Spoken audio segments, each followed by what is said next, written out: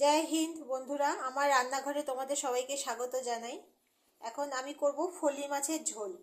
তো ফলি মাছের ঝোল করতে গেলে যা যা লাগবে সেটা হচ্ছে, এখানে আছে ফলি মাছ। এখানে খুব ভালো করে হলুদ লবণ মাখানো হয়েছে, একদম পুরো আপাদমস্তক, মানে খুব সুন্দরভাবে ভালো করে হলুদ লবণ মাখাতে হবে। তারপরে এখানে আছে আলু, আলুটাকেও একটু হলুদ লবণ দিয়ে মাখানো হয়েছে। তার সঙ্গে থাকবে, মশলার মধ্যে থাকবে এখানে ধনে, জিরা আর মৌরি একসঙ্গে গুঁড়া করা, একটু থেতো করা আর কি জিনিসটাকে, এটা ফোড়নে দেওয়া হবে। আর তার সঙ্গে থাকবে তেজপাতা, আদা বাটা, কাঁচা লঙ্কা পরে একটু পরে দেওয়া হবে কাঁচা লঙ্কাটা। আর এখানে আছে লঙ্কা, হলুদ আর লঙ্কা, হলুদ আর জিরা একসঙ্গে গোলা, জিরা ধনে একসঙ্গে গোলা আছে, লঙ্কা, হলুদ, জিরা, ধনে একসঙ্গে এখানে জল দিয়ে ভালো করে গোলা হয়েছে। তো এখন রান্নাটা শুরু করি। তো আমাদের কড়াই অলরেডি গরম হয়ে গেছে, এখন ওখানে তেল দেওয়া হবে।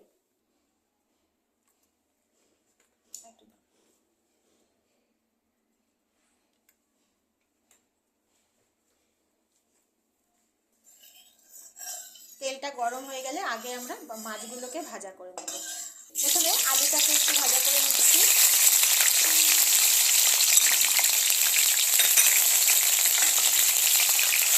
আলুটাকে একটু হালকা লাল লাল করে ভাজা করে নিচ্ছি। আলু উঠানো হয়ে গেছে, এখন কড়াইতে আরেকটু তেল দেব। তেল দিয়ে এখন এটাকে মাছগুলোকে আগে ভাজা করে নেব।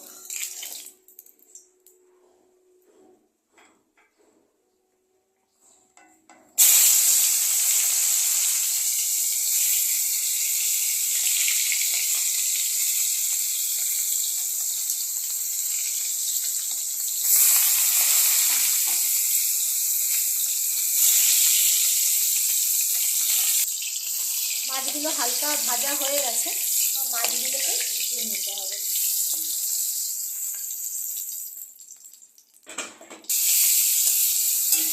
আরও 3 পিস মাছ ছিল, ওটাকেও ভাজা করে নেওয়া হচ্ছে।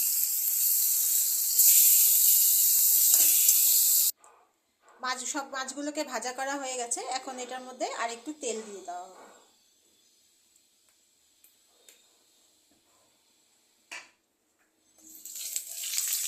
তেল দিয়ে একটু নাড়িয়ে দিতে হবে। চারিদিকে কড়াইতে তেলটা গরম হলে বেশি ভালো, তাহলে কোনো কিছু আটকাবে না।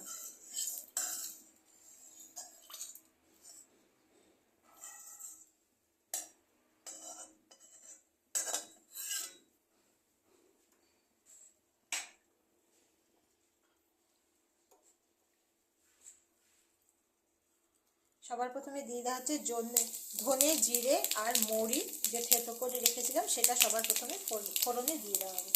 এরপরে তেজপাতা পড়বে।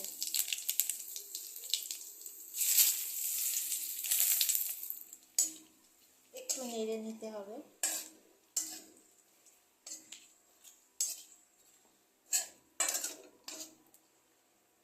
নেড়ে নিয়ে আদা বাটাটা দিয়ে দেবো।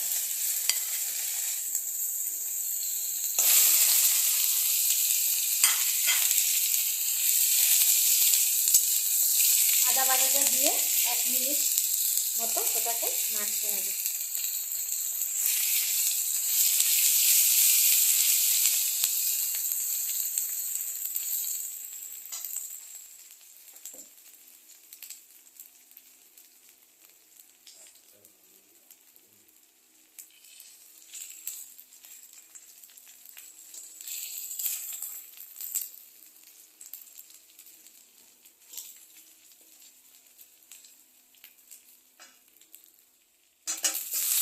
এখন দিয়ে দেওয়া হবে আলুগুলো। আলুটাকে দিয়েও একটু ভালো করে নেড়ে নিতে হবে।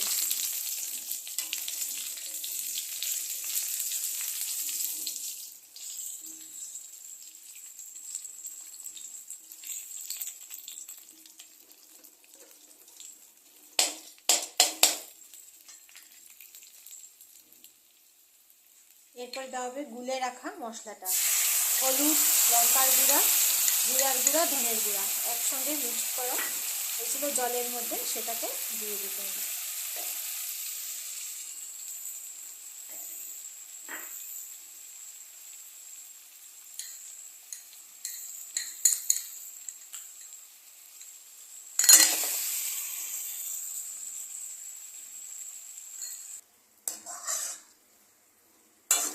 এটাকে মশলাটা দিয়ে আলুটাকে একটু ভালো করে কষিয়ে নিতে হবে।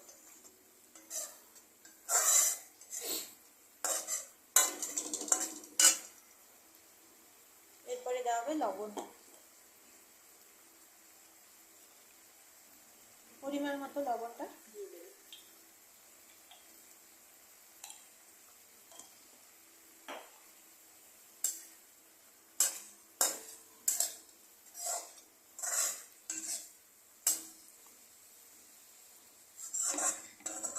অল্প অল্প জল দিয়ে জিনিসটাকে নাড়াতে হবে।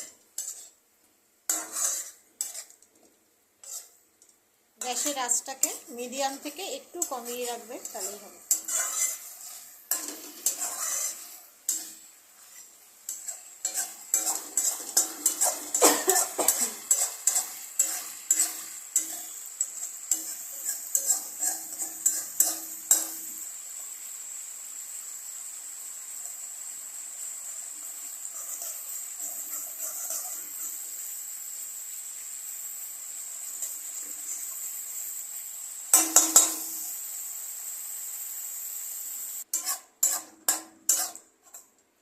একটু জল দিয়ে ভালো করে কন্টিনিউ কষাতে হবে, যাতে তলায় লেগে না যায়।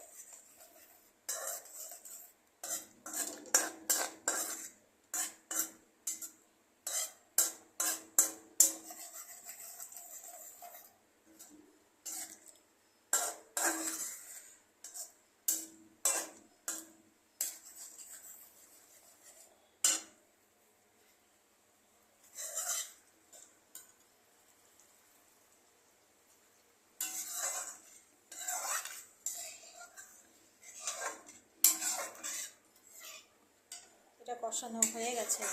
এখন এটাকে পর্যাপ্ত পরিমাণে জল দিয়ে এটাকে ঢাকা দিয়ে 5 থেকে 7 মিনিট এটাকে হতে দিতে হবে।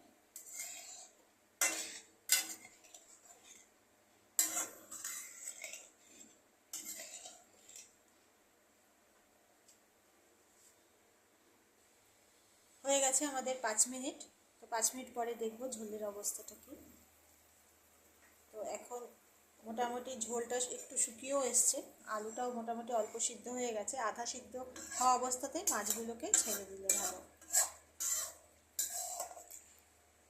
মাছগুলোকে ছেড়ে দেব।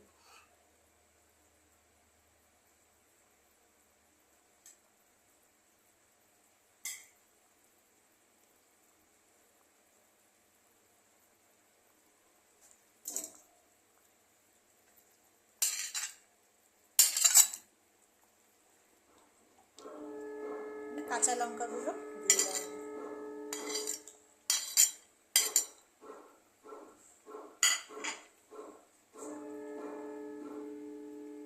কাঁচা লঙ্কাগুলো দিয়ে আরও 3-4 মিনিট এটাকে একটু ঢাকা দিয়ে রেখে দেবো। তারপর কিছুক্ষণ পর এসে এটাকে বন্ধ করব।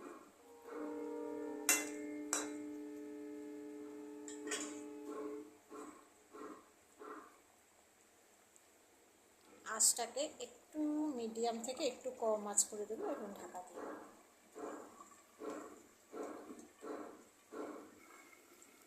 হয়ে গেছে, 4 মিনিট মতো হয়ে গেছে। এখন এটা পুরোপুরি ফুটছে আর আমাদের রান্নাও পুরোপুরি শেষ। তা আমার এই রেসিপিটা যদি ভালো লেগে থাকে তোমরা লাইক, শেয়ার আর সাবস্ক্রাইব করে দিও। আর কেমন লাগলো রেসিপিটা কমেন্টে অবশ্যই জানাবে।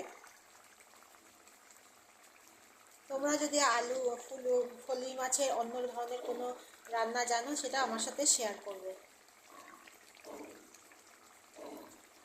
তো আমি এখন এইটাকে গ্যাসটাকে বন্ধ করে দিলাম। আমার এই রান্নাটা পুরোপুরি কমপ্লিট। তোমরা সবাই ভালো থেকো। আজকের জন্য জয় হিন্দ।